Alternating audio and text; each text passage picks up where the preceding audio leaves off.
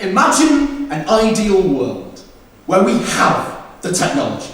We have all the technology. We have meta-technology. We have the technology to catalogue all of the technology we have and hence confirm that we have all of the technology. We have the technology to ascertain when there is technology we don't have. And we have the technology to manufacture the technology we have ascertained we don't have with technology we do have in order to ensure that we have all of the technology.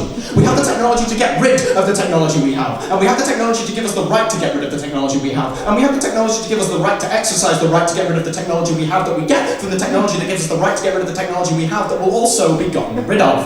We have the technology to make the technology we have, which is all the technology, available for everybody with the technology to do so, which is everyone, because we have all the technology and it's portable! We have apps. There's an app for everything and an app to tell you there's an app for everything. There's an app that lets you watch shark pornography. There's an app that lets you partake in shark pornography. There's an app that metamorphoses you into a fucking shark so you can have the best fucking shark pornography experience of your app using Korea.